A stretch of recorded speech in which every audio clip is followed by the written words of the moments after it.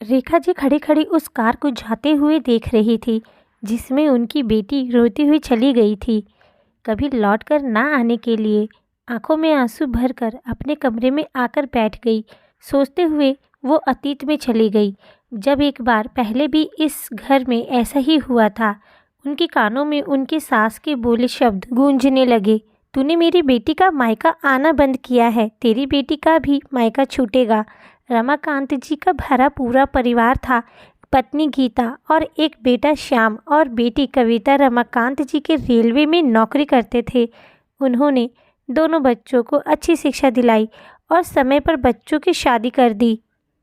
पर श्याम की पत्नी रेखा मतलबी स्वभाव की थी। वो सिर्फ श्याम से ही मतलब रखती। कभी अगर कविता मायके आ जाती तो रेखा ठीक से बात ना करती। बेचारी कविता अपने माता पिता की वजह से फिर भी आ जाती थी। श्याम भी रेखा को कुछ नहीं बोलता था।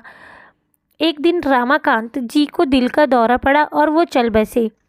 गीता जी अकेली रह गई। कभी कभी कविता से बात कर लेती या कभी कविता मिलने आ जाती, पर रेखा को लगता था कि गीता जी कुछ देने के लिए ही कविता को बुलाती है।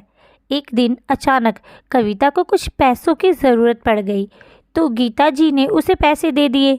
इस बात को गीता जी ने रेखा को नहीं बताया, पर रेखा की बेटी वहीं पर पढ़ रही थी। उसने देख लिया और माँ को बता दिया। इस पर रेखा ने खूब हंगामा किया। कविता ने सारी बातें सुनी और भाई से फ़ोन पर बात करना चाहा, पर भाई ने कहा कि तुम सिर्फ माँ से लेने आती हो, कहकर फ़ोन काट दिया। इस बात का गीता जी को बहुत आघात पहुँचा। उन्होंने बिस्तर पकड़ लिया। कविता आती तो भाई भाभी बच्चे कोई उससे बात नहीं करता। एक दिन गीता जी की हालत बहुत ख़राब हो गई। उन्होंने कविता को बुलाने को कहा तो रेखा ने साफ मना कर दिया।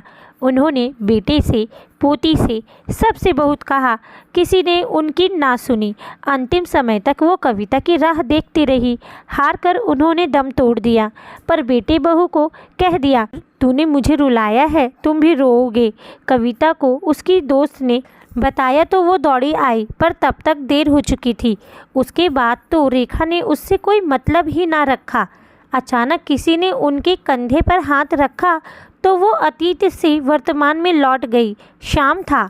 रेखा ने श्याम के हाथों को पकड़कर कहा, मैंने जो कविता के साथ किया है उसका फल तो मुझे मिलेगा ही, पर आज मैं उससे माफ़ी मांगना चाहती हूँ। दूसरे दिन दोनों पति पत्नी कविता के घर गए, पर वहाँ कविता के पति ने बताया कि कविता तो कुछ समय पहले ही बीमारी की वजह से भगवान को प्यारी हो गई। कविता के पति ने कहा, जिस रिश्ते के लिए कविता जीवन भर तरसती रही उसे अब मैं निभाकर क्या करूँगा। हाँ, आप अपनी बेटी का मायका बचाने की कोशिश ज़रूर करिएगा और समय पर करिएगा, क्योंकि बीता कल लौट कर नहीं आता। आपको ये कहानी कैसी लगी प्लीज़ कमेंट करके ज़रूर बताइएगा। वीडियो को लाइक करिएगा, चैनल को सब्सक्राइब करिएगा, शेयर करिएगा। कहानी सुनने के लिए धन्यवाद।